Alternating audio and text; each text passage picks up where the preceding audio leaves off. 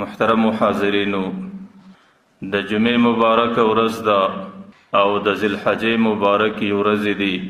د ذوالحجې چې کومه مبارکه عشره ده هغې روانه ده. په کال کې چې څومره ورځې راځي الله تعالی ته په ټولو ورځو کې د جمعې ورځ غوره بلل کیږي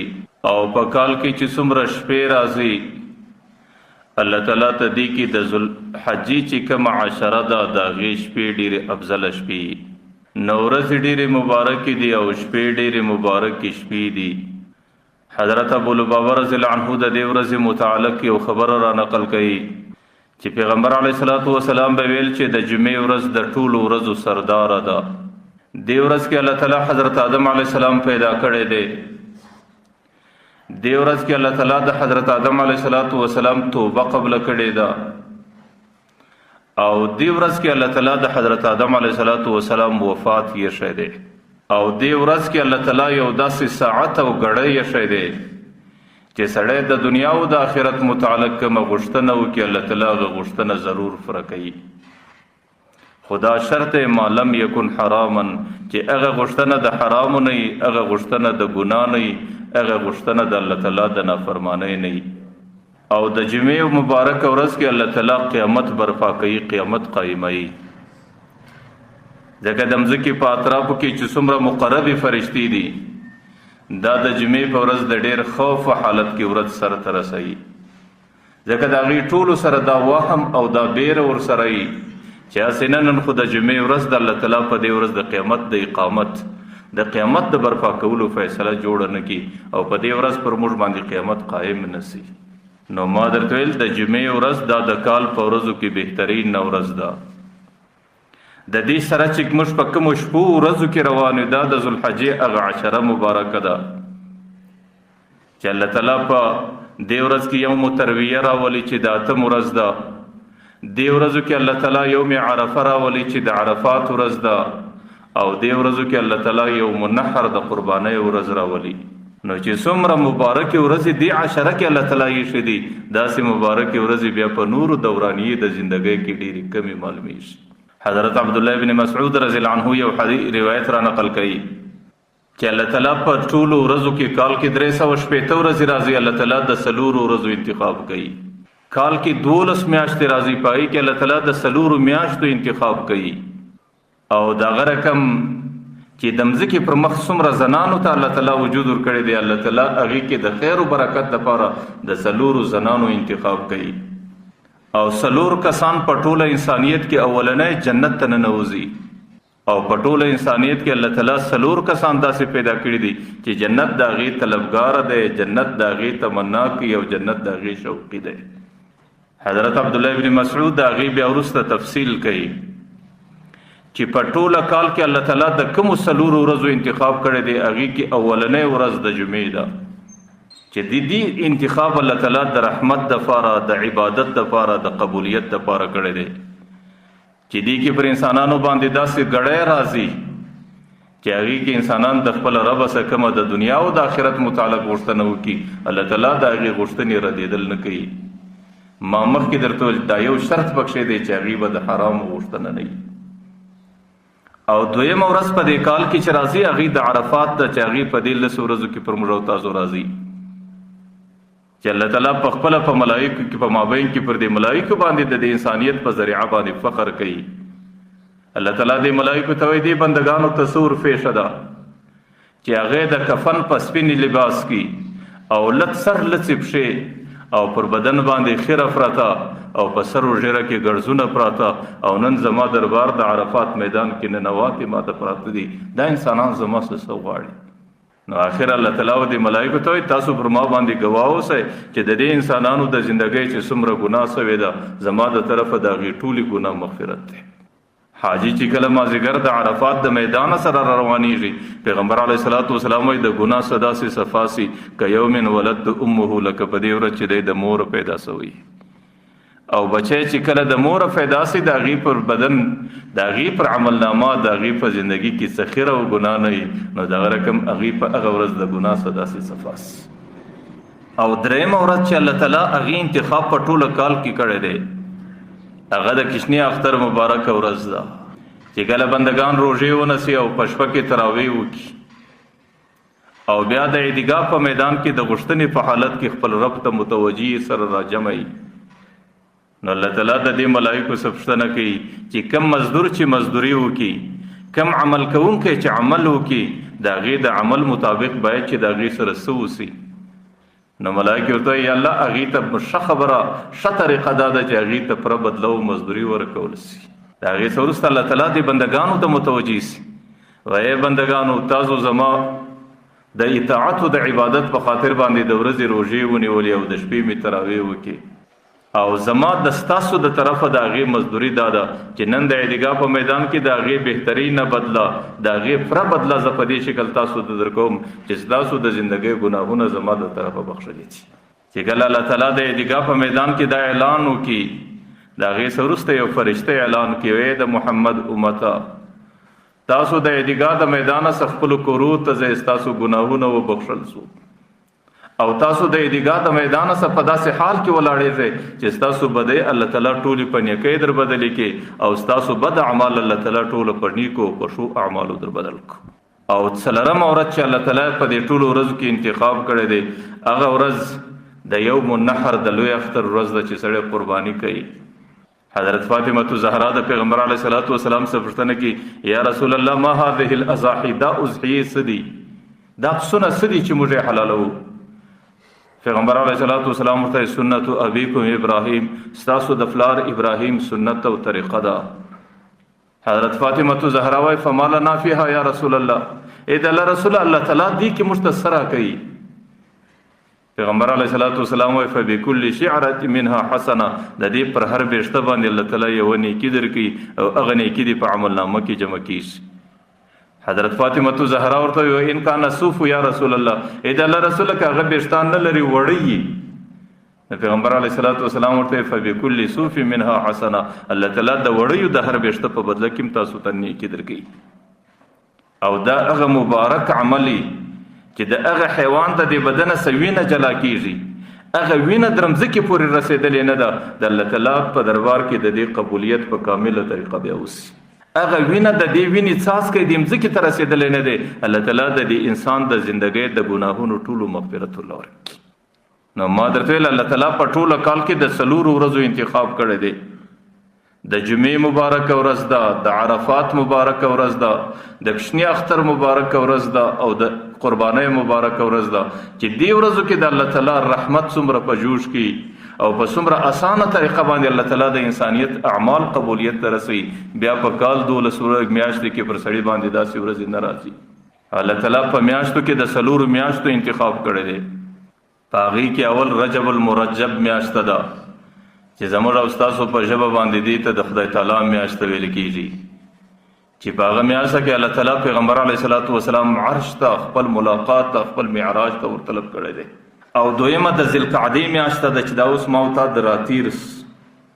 او دریمه د ذوالحجې میاشته ده چې دا هغه د حج مبارک ترتیبات دي، ځکه ذوالحجه او ذوالقعده دا اکثریت د حج په ترتیباتو کې. او څلورمه میاشته د محرم میاشته ده چې د دې څه وروسته را روانه ده، چې هغې کې الله تعالی د عاشورې ورځ او هغې کې هم الله تعالی د مغفرت هغه د عبادت ورځ یې ښې ده چې د عاشورې ورځ ده. نو د څلورو ورځو د څلورو میاشتو په ټوله کال کې الله تعالی انتخاب کړی دی، چې هغې د رجب میاشته ده، ذوالقعده ده، ذوالحجه ده او محرم دی. او د ټوله انسانیت په زنانو کې الله تعالی د څلورو زنانو انتخاب کړی دی چې د هغې په مثل بیا نورې زنانې نه راځي. په هغې زنانو کې اولنۍ خدیجه بنت خویلد چې د پیغمبر علیه الصلاۃ والسلام اولنۍ د کور زنانه وه، هغه مبارکه زنانه چې په ټوله انسانیت کې اولنۍ اسلام پر پیغمبر علیه الصلاۃ والسلام باندې دید ته نصیب سو. په ټوله انسانیت کې چې پیغمبر په نبوت مشرف سو، د هغې هغه نوراني تندي باندې اول د دې مبارک نظر ولګېدی، او چې پیغمبر ته الله تعالی قرآن کریم ورکړی، د قرآن کریم اولنی آیاتونه د پیغمبر د خولې څخه اولنی حضرت خدیجة الکبرا واورېدل، چې هغې په مکه کې خپل مال او دولت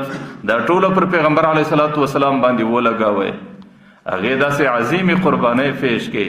چې د هغې قربانۍ د بدلې په خاطر به حضرت جبرائیل علیه السلام د عرش څخه د الله تعالی سلام حضرت خدیجة الکبرا ته راوړی چې الله تعالی ته سلام وایي. او دویمه زنانه مریم بنت عمران چې د حضرت عیسی علیه السلام مور ولا چې الله تعالی بې خاوینده بچی ورکړي او د بې خاوینده بچي په ورکولو باندې الله تعالی د خپل قدرت ډېرې لوی علامې انسانیت ته ورښکاره کړي. او درېیمه زنانه حضرت آسیه بنت مزاحم چې هغې د فرعون د کور زنانه وه، هغې د فرعون په کور کې د خپل ایمان حفاظت وکړي. هغې ټوله زندگی په ایمان کې تېره کوي، ایمان یې د فرعون په کور کې محفوظه کوي. او هغې د فرعون په کور کې د حضرت موسی علیه السلام غوندې پیغمبر کفالت وکړي. هغې آخره زندگی د خپل ایمان پر حفاظت باندې د فرعون په کور کې جنت، د فرعون په کور کې شهادت برداشت کړي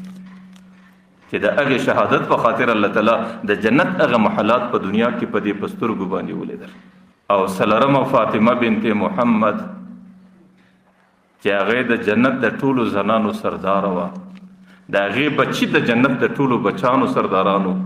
د هغې د خاوند متعلق الله تعالی پر عرش دا لیکلي چې علی اسد الله و اسد رسوله، علي د الله مزری دی، د الله تعالی د رسول مزری دی. نو په زنانو کې الله تعالی د څلورو زنانو انتخاب، په هغې کې اولنۍ حضرت خدیجة الکبرا، او دویمه حضرت مریم بنت عمران، او درېیمه حضرت آسیه بنت مزاحم، او څلورمه فاطمه بنت محمد. او څلور کسان به په دې امت کې داسې کسانی چې د ټولو څه مخکې به جنت له دوی ورځي. هغې کې پیغمبر علیه السلام به په ټوله عربو کې اولنی جنت ته ورننوځي. حضرت سلمان فارسی به په ټوله اهل فارس کې اولنی جنت له ورځي. حضرت صہیب رومی به په ټوله اهل روم کې اول جنت له ورځي. حضرت بلال حبشي به په ټولو حبشو کې اولنی جنت له ورځي. او څلور کسان داسې دي چې د هغې به جنت تمنا لري، جنت به ورته شوقمني. په هغې کې اولنی امیر المؤمنین حضرت علی کرم الله وجهه، د هغې څه وروسته حضرت عمار ابن یاسر، درېیم نمبر باندې حضرت سلمان فارسی، او پنځم نمبر باندې حضرت مقداد ابن اسود. هغه مقداد چې په غزوه بدر کې پیغمبر علیه السلام د صحابو څخه غوښتنه کوله چې مسلمانان ډېر کم دي او کافران ډېر زیات دي، موږ څه مشوره پیښوو، موږ څه وکړو؟ د صحابو څخه مشوره غوښته چې پر مخ ورځو که پر شا ځو. نو په هغې کې حضرت مقداد ابن اسود ورته ویل د الله رسوله ته پر موږ باندې د بني اسرائیلو غوندې ګمان کوې.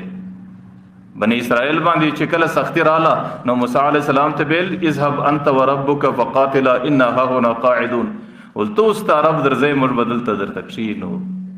ورته موږ بني اسرائیل نه یو، اذهب انت وربک انا معکما مقاتلون، موږ په هغه ځای باندې چې ستا د خولې څاڅکی راځي په خدای قسم زموږ د وینو ولې به وویش. نو د حضرت علی رضی الله عنه جنت ډېر شوقمني، د حضرت عمار ابن یاسر جنت ډېر شوق او تمنا لري، د حضرت سلمان فارسی جنت ډېر شوق او تمنا لري، د حضرت مقداد ابن اسود جنت ډېر شوق او تمنا لري. نو مقصود می دا دی چې یو طرف ته ورځ د جمعې ده او بل طرف ته د ذوالحجې مبارکه عشره ده، دا د عبادت دپاره ډېرې بهترینې ورځې دي. دې ورځو ته الله تعالی یو خاص امتیاز ورکړی دی چې هغه امتیاز، هغه جداوالی، هغه خاص صفت بیا په نورو ورځو کې نشته. هغه دا وجه ده چې په عامو ورځو کې چې سړی کله عبادت وکړي نو د هغه عبادت قرآن کریم د هغې تضعیف دوشندي، من جاء بالحسنة فله 10 امثالها، چې یو دی وکړي الله تعالی په 10 باندې درشماري. لیکن د دې ورځو متعلق پیغمبر علیه السلام څه وایي؟ یعدل صیام کل لیلة یعدل صیام کل یوم صیام سنه، چې یوه روژه دې ونیول الله تعالی د کال پر روژو شماري، او کال 360 ورځې دي، یوه روژه الله تعالی په 360 ورځې باندې درشماري. او چې د دې میاشتې یوه شپه د عبادت وکړي، وقیام کل لیلة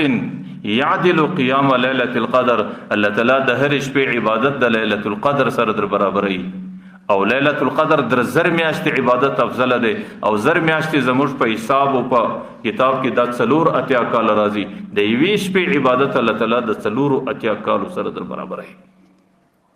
ځکه داغه مبارک شپې چې الله تعالی د دې انتخاب د عبادت لپاره کړی دی او الله تعالی د دې میاشتو په برکت سره عبادت د انسان د کم ځای څخه کم ځای ته رسي. ته یو میاشت وګور روژه ونیسه، الله تعالی په 360 روژو شماري. ته په دې شپو کې یو شپه عبادت وکړه، الله تعالی په 480 کاله عبادت شماري، چې دا د انسانانو د دې امت د ژوندۍ هغه اکثره دورانیه ده چې د یوې شپې په عبادت باندې بیا داسې دی لکه یو سړی چې ټوله زندگی شپه او ورځ پر عبادت باندې تیروي.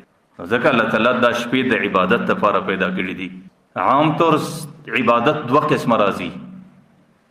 یو هغه عبادت دی چې د هغې شکل فرضیات دي، واجبات دي، بعضې سنن مؤکد دي. هغې خو به په ټوله کال کې د الله تعالی ذمواري ده، د الله تعالی ذمه پر انسان باندې ایښې ده چې انسان به دا عبادت خامخا کوي. لیکن دی میاشتو کې چې کوم د عبادت ترتیبات دي او څومره عبادت ډیر ثواب پیدا کوي، هغه عبادات دي چې نفلي عبادات یا د لمانځه په شکل دی، یا د قرآن کریم د تلاوت په شکل دی، یا د لا اله الا الله د ذکر په شکل دی، یا د نفلي خیرات او صدقې په شکل دی. په دې ورځو کې الله تعالی دا تضعیف او د شندید دی نفلي عباداتو ته ورکوي. او نفلي عبادات دا زموږ د زندګۍ اهم وظیفه ده او زموږ د زندګۍ اهم عبادت دی او زموږ د زندګۍ بهترین طریقه ده. زه دا منم یو سړی په زندگی کې نفلي عبادات بالکل نه وکړي، نه په دې ورځو کې وکړي، نه په نورو ورځو کې وکړي، نه په ټوله زندگی باندې یو رکعت نفل وکړي، نه په ټوله زندگی و نفلي روژه ونیسي، او نه په ټوله زندگی باندې نفلي حج وکړي، نه نفلي صدقه وکړي. هغه سړی صرف فرایض ادا کوي، هغه سړی واجبات ادا کوي او بعضې سنن مؤکد ادا کوي او د هغې سره د ګناهونو سزا ګوري. زما دا عقیده ده چې د هغې د نجات ذمواري ده، الله تعالی به نجات ورکوي. لیکن دا د تجربې څخه وتلې خبره ده چې د فرایضو د کمال او د تکمیل دپاره د انسان دپاره دا ضروري ده چې په خپلو معمولاتو کې به نوافل هم داخلوي. ځکه که هر څومره فرایض وکړي، هغې درجه د کمال ته اکثریت هلته رسېږي چې نوافل ورسره وي. او نوافل د الله تعالی د قرب او د نزدېکت او د وصال ذریعه ده. او نفلي عبادات دا د الله تعالی په حضور کې د شیطان او د نفس د دوکې د وسوسې څخه او د ګناه څخه د حفاظت لویه ذریعه نوافل دي. حضرت علامه عبدالحی رحمه الله لیکلی دي چې فرایض دا د الله تعالی د عظمت حق دی.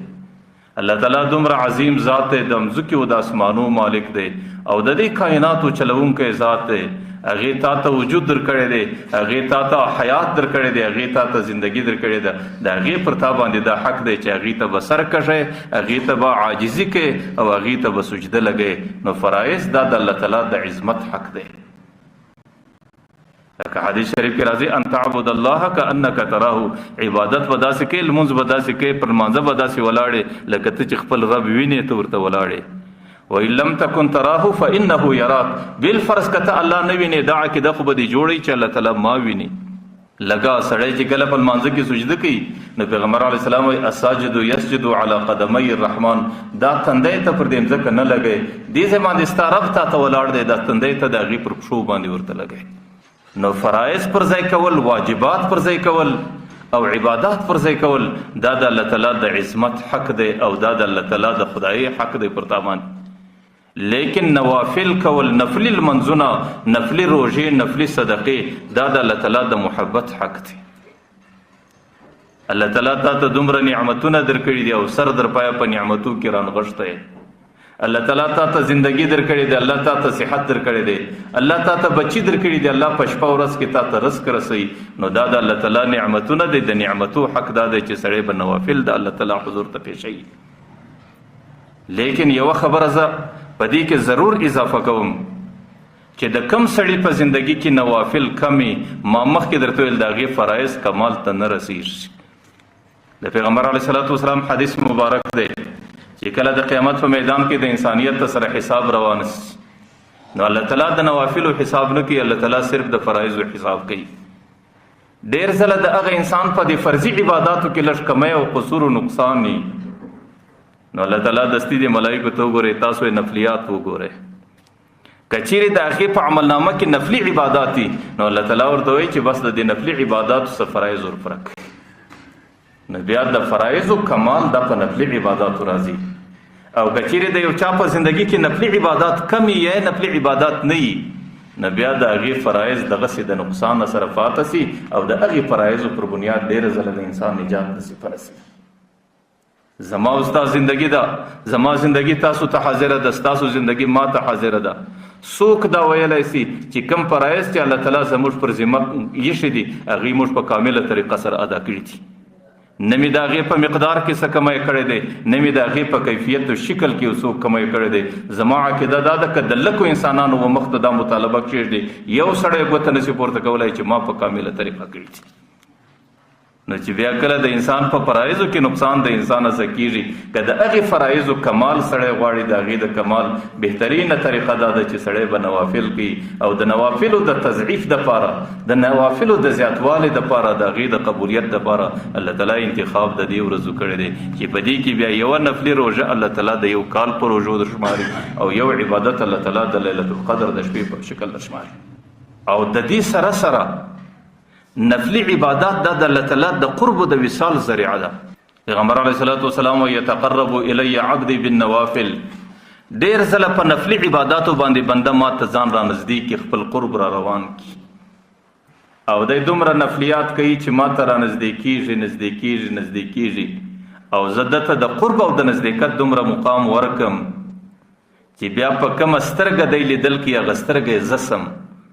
چې په کومه ژبه دی وینا کوي هغه ژبه یې زسم، چې په کوم غوږ باندې دی اورېدل کوي هغه غوږ یې زسم، چې په کوم لاس او پښو باندې دی تګ او رانیول کوي نو هغه لاس او پښې الله تعالی وایي زسم. د دې معنا ده چې بیا د دې نوافلو په خاطر دی زما د نزدېکت او د قرب دومره مقام پیدا کړي چې بیا دا سترګه زما د رضا مطابق استعمالوي، دا ژبه زما د رضا مطابق استعمالوي، دا غوږ زما د رضا مطابق استعمالوي، د پښو باندې چې دی تکي دا تګې زما د رضا مطابقي او په دې لاس باندې چې دی کله د یو شی راخیستل کي هغه زما د رضا مطابق. نو نفلي عبادات دا د الله تعالی د قرب او د الله تعالی د نزدېکت او د الله تعالی د وصال بهترینه ذریعه ده. او دریم ما مخکې درته ویل زه دا منم چې نفلي عبادات فرض او واجب خو نه دي، لیکن د ګناهونو څخه ځان حفاظت کول دا فرض او واجب دی. او ګناه چې د سړي څه کېږي د ګناه در شا کم شی کار فرمایي، د ګناه و شاته دوه شی ولاړ دي، یو نفس دی یو شیطان دی. نفس انسان ته ګناه ښایسته کي، نفس انسان ته د ګناه وسوسه ور واچي او شیطان انسان ته ګناه اسانه کړي نو ځکه په ګناه اخته کوي. او د نفس او د شیطان مقابله هغه څوک کولی شي چې د کم چا سره لوړ او بهترین او بلند همت ورسره وي او په همت کې طاقت د هغه چای چې د کم چا په زندگی کې ډیر نوافل دي، چې سړی نفلي عبادات ډیر کوي د هغې سره همت ډیر ورسره وي او چې د کم چا سره همت ډیر ورسره د هغې د نفس او شیطان مقابله کولی شي او چې د کم چا د نفس او شیطان مقابله وکړه بیا چې نفس او شیطان سړی په کومو ګناه کې مبتلا کوي د هغې ګناه څخه د حفاظت د ده دپاره اساني، د هغې ګناه څخه سړی ځان محفوظه کولی شي. حضرت علامه عبدالحی رحمه الله د نوافلو مثال لیکلی دی، هغه وایي د نوافلو مثال دا د یو طاقت مثال دی، لکه زموږ استازو اصطلاح کې دا یو قسم انرژي ده چې د انسان په وجود کې راسي. چې کله انسان د خپله کوره څخه د زبان دی د یو زندګۍ دپاره ووځي نو عرف او معاشره دې حال ته رسېدلې ده چې قدم پر قدم سړی د ګناه سره مخامخ کېږي. سترګې د ګناه تقاضا کوي په ګناه کې ځان واقع کوي، ژبه د ګناه تقاضا کوي چې کوم مجلس لورلې په غیبت او بهتان کې ځان اخته کوي، او غوږ د ګناه تقاضا کوي چې داسې شی اورېدل غواړي چې هغه شی دته جایز دی. او د انسان پر قدم قدم د زندګۍ په ترتیباتو کې انسان له ګناه راځي او ګناه یو ناجوړي ده او ګناه یو مرض دی او د هغې ناجوړۍ او مرض څخه دفاعي قوت د هغه چا مضبوط وي چې د هغې په بدن کې انرژي زیات وي، د هغې په بدن کې قوت زیات وي او هغې د طاقت زندگی تیره کړي، بیا د هغې د دفاعي سیستم په خاطر هغې د دې بیماریو ناجوړۍ څخه د ځان حفاظت کولی شي. او دغه انرژي دغه طاقت دا په روحاني دنیا کې د انسان نفلي عبادات دي، چې کومه زندگی کې نفلي عبادات ډیر دي نو هغې کې روحاني طاقت دی، په هغې کې روحاني انرژي ده او چې کوم ځای کې روحاني قوت او انرژي زیاته راله نو د هغې په خاطر انسان بیا دا ګناه سه چې یو مثال دی یو ناجوړی دی د دې څه دفاع لري او د دې څه دفاعي سیسټم لري او د دې څه دفاعي قوت لري او بیا په اسانه د دې ګناه څه ځان فارغ کولی شي.